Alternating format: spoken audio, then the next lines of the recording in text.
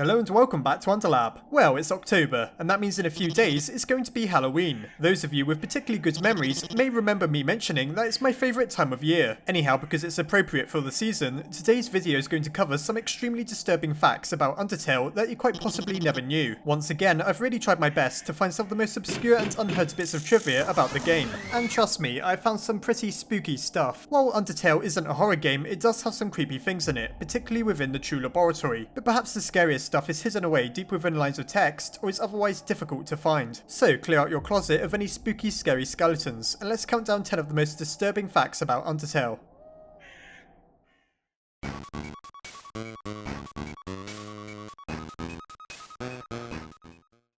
Number 10, the horrifying truth behind the fallen humans. Now, I've talked about the fallen humans quite a bit already, and as I'm sure you already know, you see their souls sealed within containers on the neutron pacifist routes. You also find their items scattered around the game in areas such as Hotland and Waterfall, for example Belay shoes and a Belay skirt. What exactly is so scary about that then? Well, two things in particular. I somehow doubt that they were carrying around two sets of clothing at the time they died, and so why did the monsters strip down their bodies before taking them to the palace? Well, the second reason is quite possibly why. Should we search their tombs after completing the pacifist route, we find what's described as mummy wrappings. The disturbing truth then is that Asgore must have ordered for their bodies to be preserved and mummified. As to why, perhaps it's because of what the mummification process actually entails. Within ancient Egypt, there's remove a mummy's organs before embalming the corpse. Could it be then that Asgore desired the human's organs, perhaps for the royal scientist at the time, to experiment on? We can only guess by this point, but there's no denying that those are some extremely bizarre details that could imply a lot of creepy things. Number 9.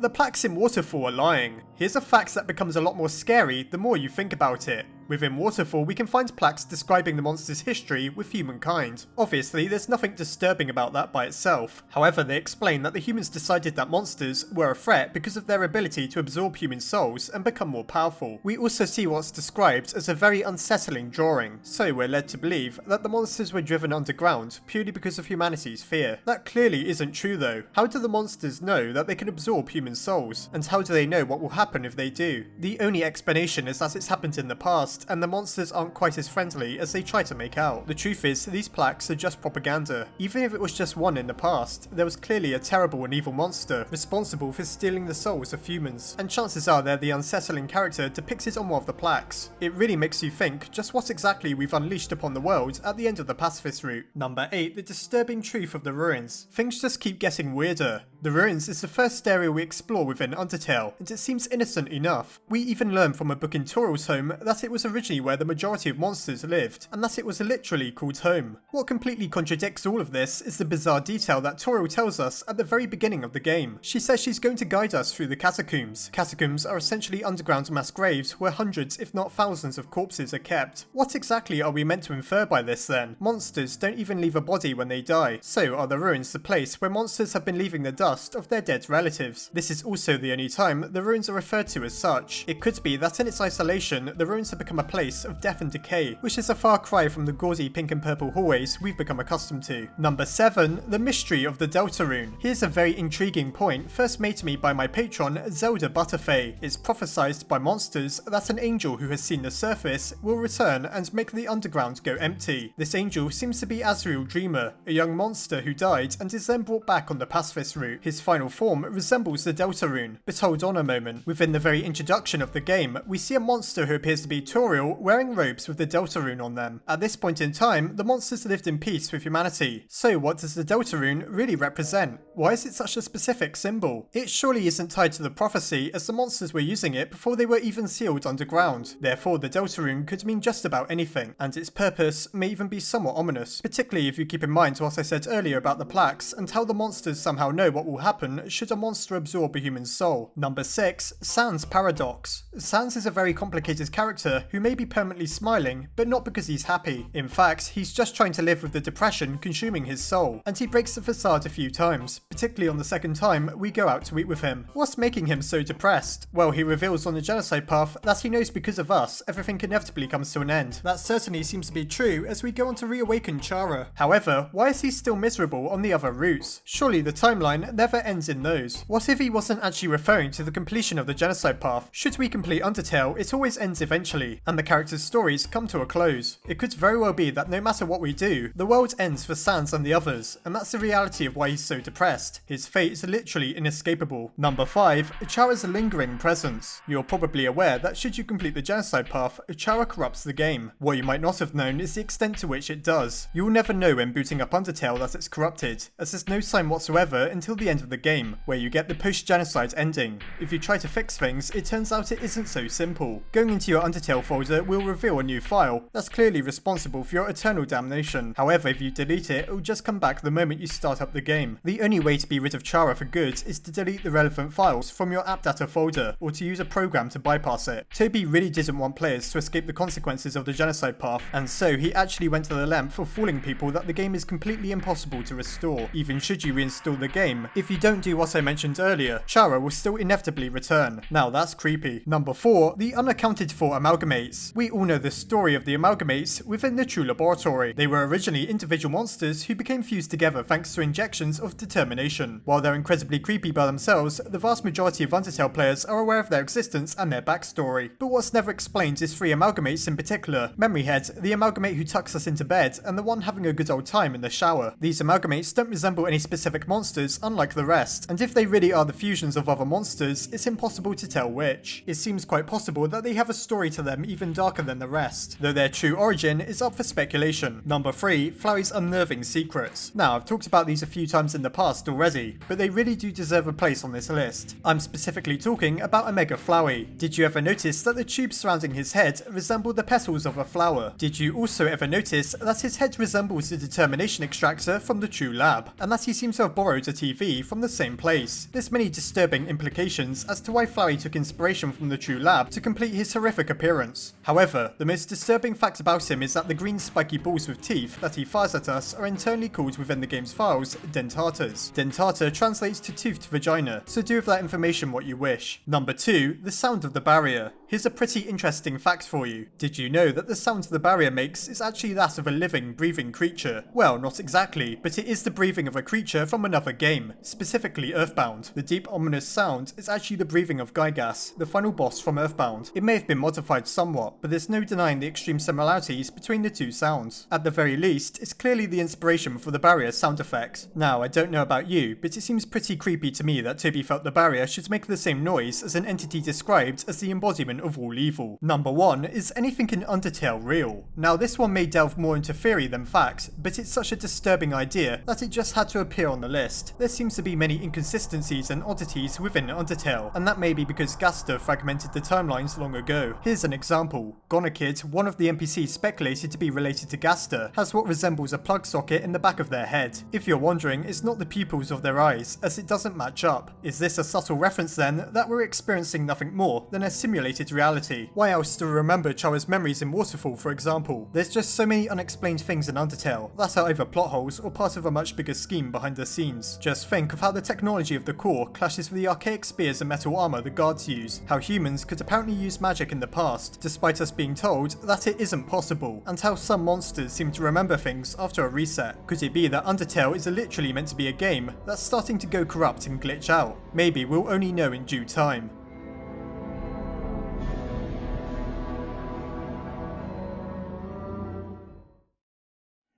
Well, that concludes things for this super spooky episode in the run-up for Halloween. I'll probably keep up the horror theme at least until October is over. Did you learn any new facts this video? Has your entire perception of Undertale been altered based on all the weird and disturbing facts in the game? Be sure to let me know which one was your favourite. As always, I hope you enjoyed the video. Try not to end up buried in the catacombs of the ruins, and I'll see you next time.